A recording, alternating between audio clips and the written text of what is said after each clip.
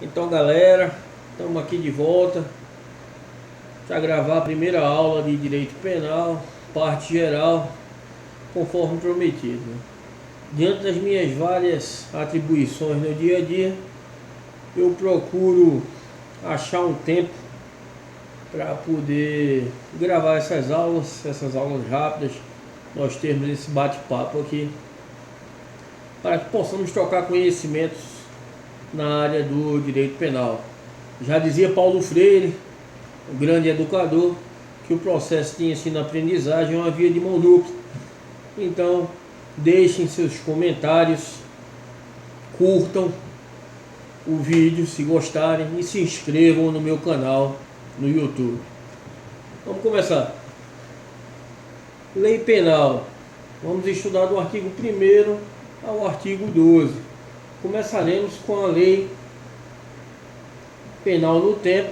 Inicialmente, vamos falar um pouco do princípio da anterioridade ou anterioridade da lei. O artigo 1º do Código Penal nos traz que não há crime sem lei anterior que o defina, não há pena sem prévia cominação legal.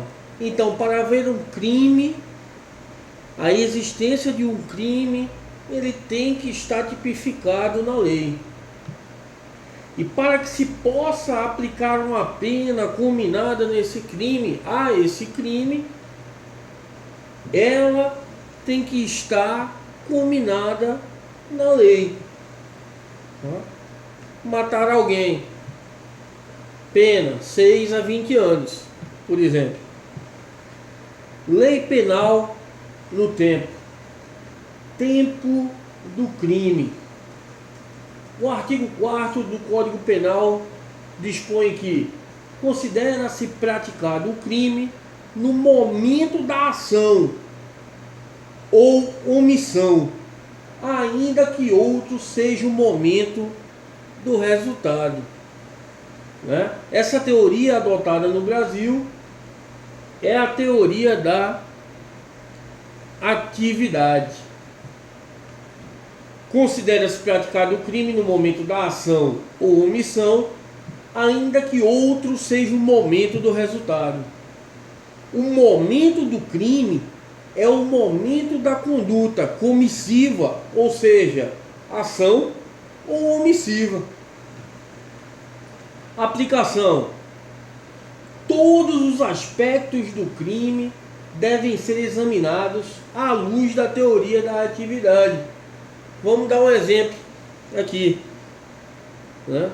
Tício, o famoso Tício. Esse Tício é bandido. Tício atira numa mulher quando ela tinha 59 anos de idade. 2 dias depois, essa mulher completa 60 anos de idade, mas fatidicamente ela vem a falecer. Então, nós não vamos aplicar a majorante da pena de 1/3 a Tício. Essa mulher veio a morrer na hora de condená-lo por homicídio. O juiz, na dosimetria da pena, não vai aplicar a majorante de 1/3, porque considera-se a teoria da atividade. Considera-se praticado o crime no momento da ação. No momento em que Tício disparou na senhora, essa senhora tinha 59 anos. Tá ok? Então o fato dela ser sexagenária aumentaria a pena dela em 1/3. Não é aplicado. Direito penal intertemporal. Artigos 2º e 3º do Código Penal e artigo 5º, inciso 40 da Constituição Federal. Vamos ver o que dispõe estes artigos. Lei Penal no tempo. Artigo 2º.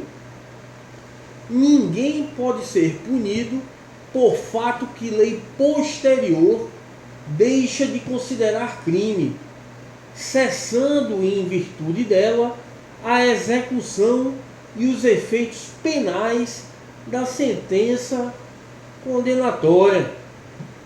O camarada foi preso pelo crime e condenado pelo crime de adultério. O crime de adultério deixou de ser crime. Então cessou os efeitos da condenação, né? Esse indivíduo, ele é posto em liberdade.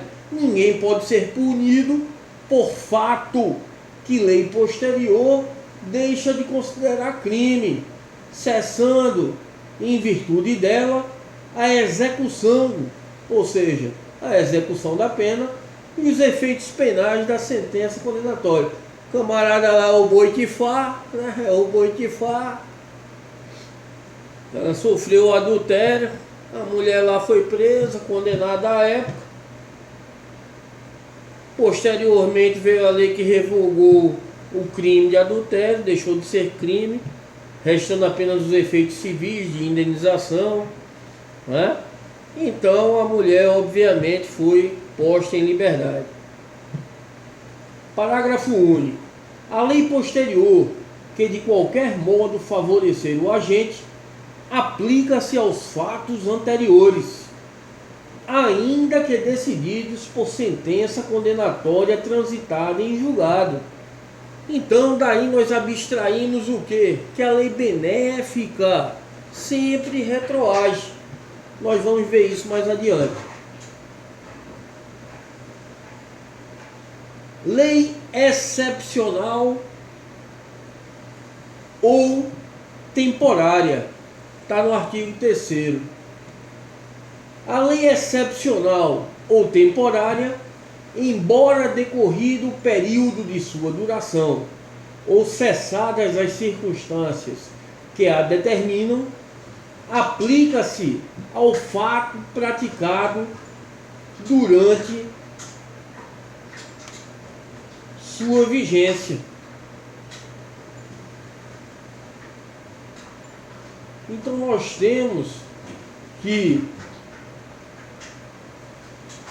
a lei excepcional e a lei temporária, ainda que mais grave, continua-se aplicando aos fatos praticados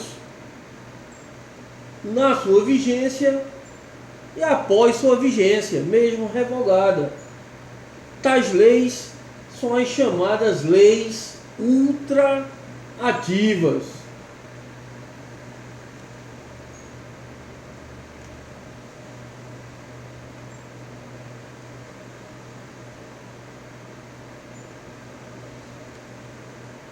O que é uma lei ultraativa? É uma lei que continua aplicando-se a fatos praticados após a sua vigência, na sua vigência e após sua vigência.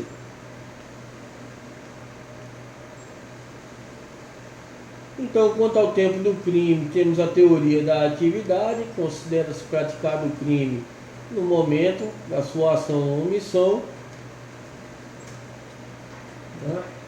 Explicando mais um pouco o que é lei temporária, a lei temporária consiste em norma que traz em seu bojo tempo de vigência pré-fixado. É uma lei que é feita para um período de tempo pré-fixado. Já a lei excepcional, por sua vez, consiste em norma que tem por escopo atender necessidades do Estado transitórias, tais como guerra ou calamidade, perdurando por todo o período considerado excepcional. Daí dizer que seriam ultrativas, né? Serem alcançadas na sua vigência e mesmo após serem revogadas. Irradiam efeitos mesmo depois da sua vigência.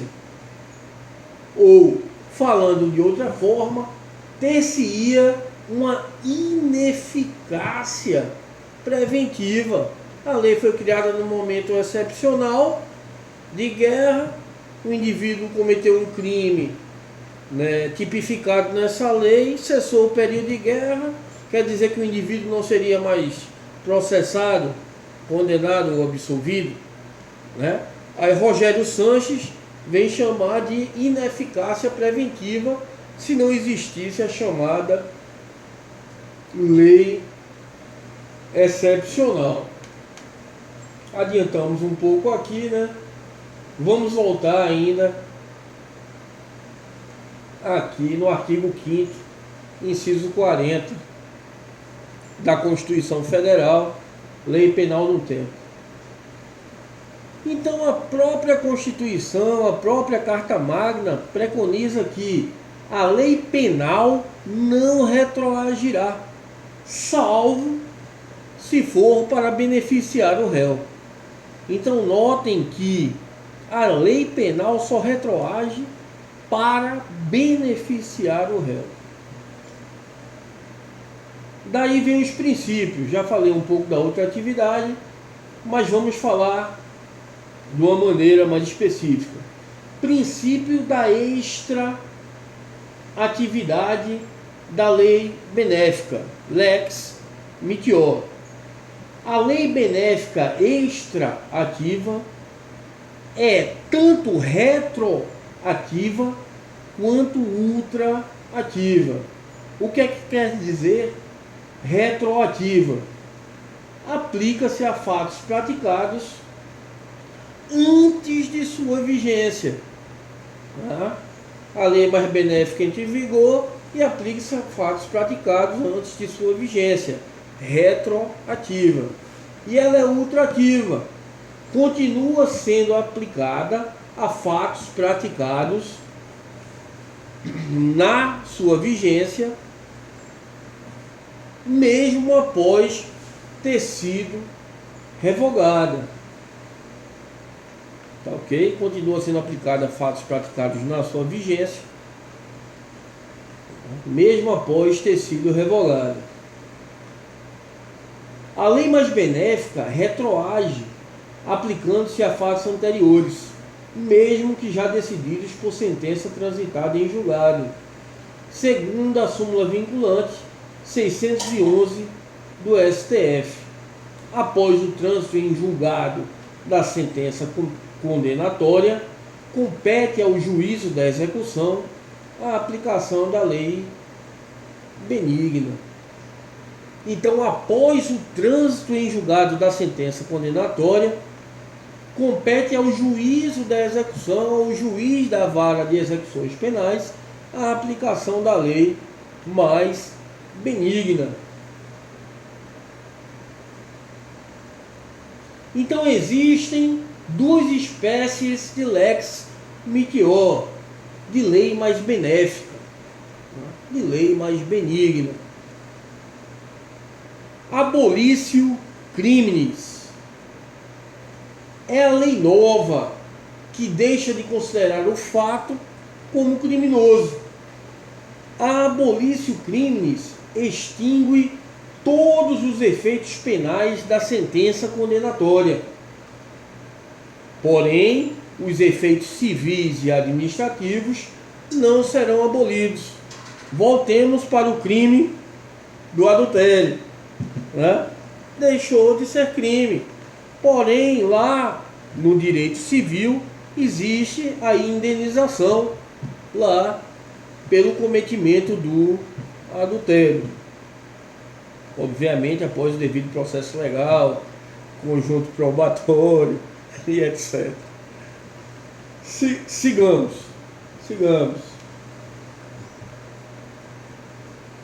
Esse negócio de chifre é cachimblema, é cachaça, chifre e problema. Sigamos.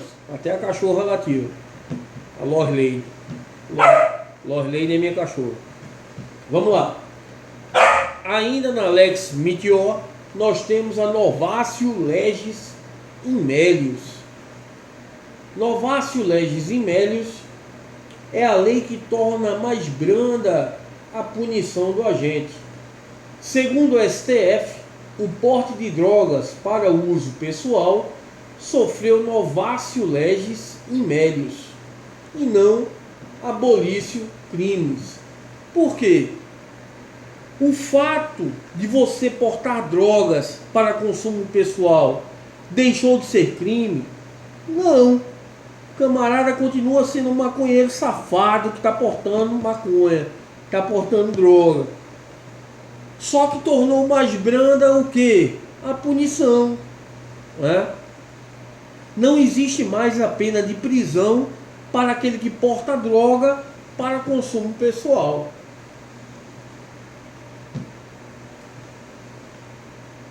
Se fosse abolício crimes, a polícia não poderia mais prender o vagabundo na rua que estivesse portando droga para consumo pessoal, né? Vai prender da mesma forma o vagabundo, vai levar ele para a central de flagrantes, né? Vai ser lavrado um termo circunstanciado de ocorrência e o devido processo legal vai seguir, né? Com as penas que lhe são aplicáveis ao tipo penal incriminador, que nós veremos mais adiante nos crimes em espécie. Apenas, né, a pena de prisão não será aplicada pelo juiz, devido a novatio legis in mediis, né? Vem um comentário pessoal meu: política pública no Brasil, a política criminal é de descarcerização, de tirar o camarada que comete o crime da cadeia, né? O usuário de droga alimenta o tráfico de drogas, né? Esse câncer da sociedade. Enfim, sigamos. Segundo entendimento majoritário, entendimento mais amplo da doutrina, a lei benéfica não pode ser aplicada durante a vacatio legis. Que é vacatio legis? É um palavrão. Não. Vacatio legis é o período que decorre entre o dia da publicação de uma lei e o dia em que ela entra em vigor. Ou seja, que tem seu cumprimento obrigatório. A partir do momento que a lei entra em vigor, ela tem o seu cumprimento obrigatório. Ok? E o vacatio legis é esse período, é esse lapso temporal entre a publicação de uma lei e o dia em que ela entra em vigor.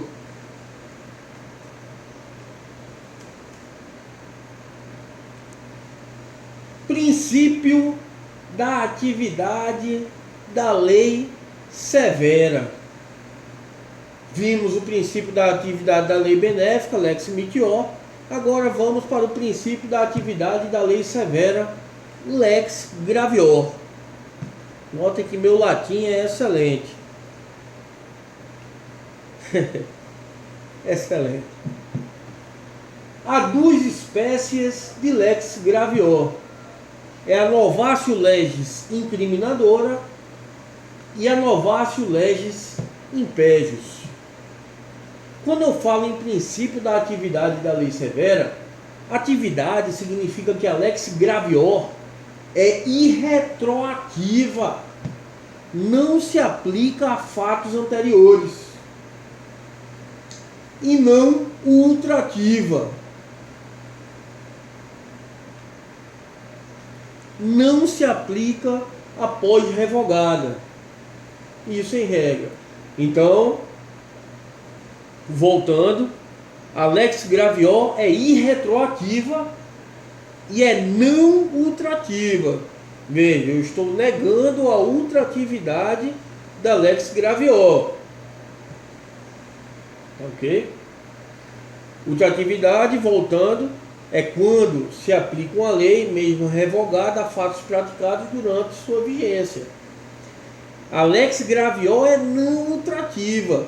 Se a lei mais dura, a lei mais severa, ela for revogada, ela não se aplica a fatos praticados durante sua vigência. Ok? Isso em regra. Então, como eu falei, há duas espécies de lex gravior. Novatio legis incriminadora. É a hipótese da lei nova que vem a tornar fato anteriormente não incriminado pelo direito penal como fato incriminado, como fato típico. Antes não era crime, agora virou crime. A lei nova que incrimine o praticante de fato, que ao tempo da prática não era típico, não poderá ser aplicada, pois é irretroativa. Existe uma conduta X que não era tida como crime, agora em 2017, né? Vagabundo foi lá e praticou a conduta.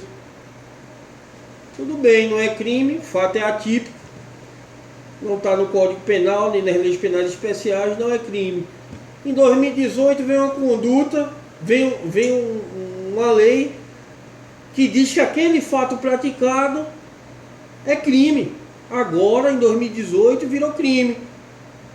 O que é que vai acontecer? Essa nova lei não pode voltar no tempo para ser aplicada a esse camarada que cometeu tal fato. Pois na época do fato, no tempo do fato, não era crime.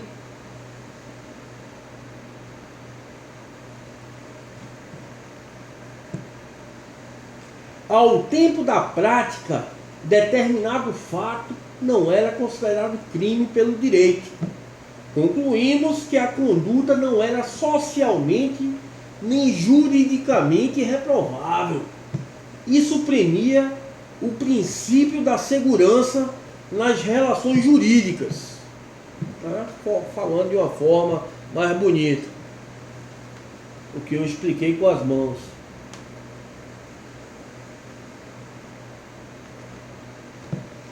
Novatio legis impégios.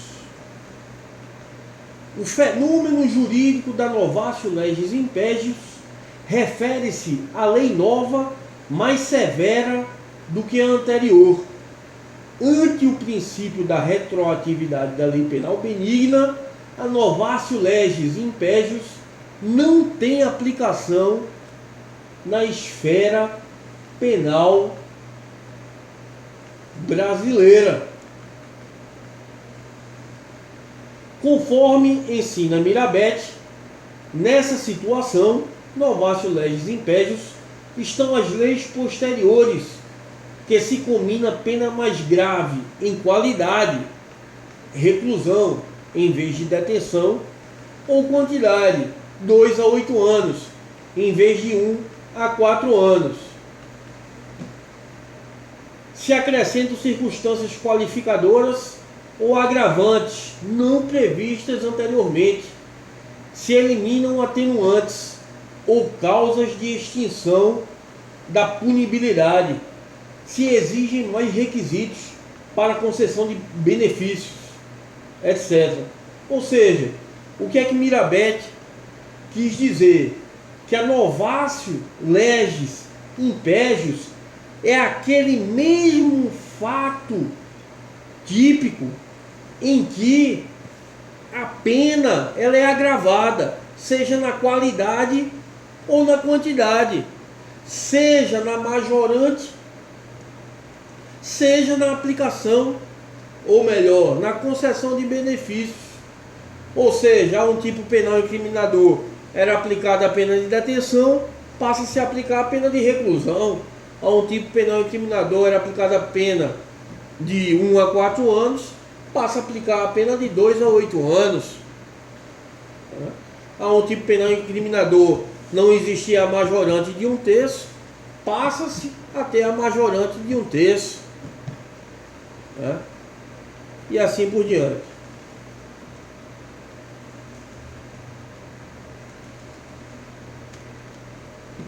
Dentre esses preceitos, podemos acrescentar que as medidas de segurança também se encontram abarcadas.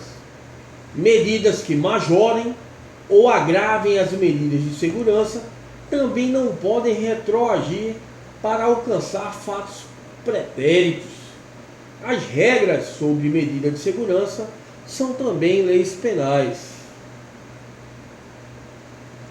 A irretroatividade da lex gravior constitui princípio constitucional expresso e de aplicação absoluta.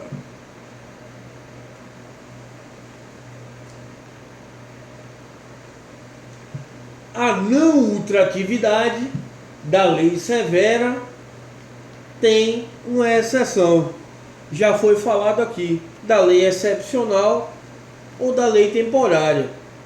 Ora, se uma lei excepcional no período de guerra foi criada e o indivíduo cometeu aquele tipo penal, cessou o período de guerra, então imediatamente a lei está revogada. Mesmo assim, aquele fato praticado durante aquele período é punível com aquela lei que foi revogada, mesmo ela sendo mais severa. Essa é a exceção da não ultratividade da lei mais severa. Só se aplica às leis excepcionais ou às leis temporárias. Mais uma vez, lei temporária consiste em norma que traz em seu bojo tempo de vigência prefixado, né? A lei dura de 2017, de 25 de abril de 2017 a 25 de abril de 2018. Tá? Tempo de vigência prefixado. Lei excepcional consiste em norma que tem por escopo atender necessidades estatais transitórias, tais como guerra ou calamidade, perdurando por todo o período considerado excepcional. Então, período de guerra ou de calamidades, cria-se uma lei excepcional.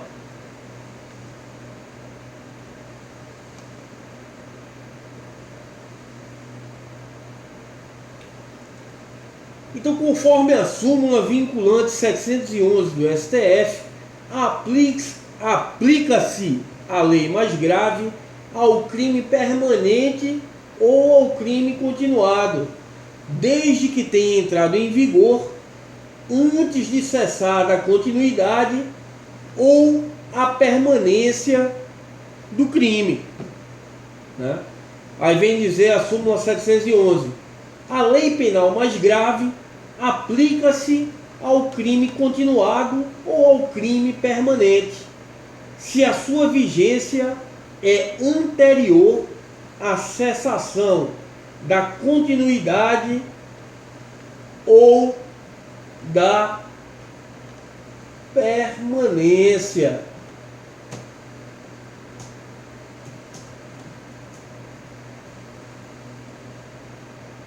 Então, fechando a aula de hoje,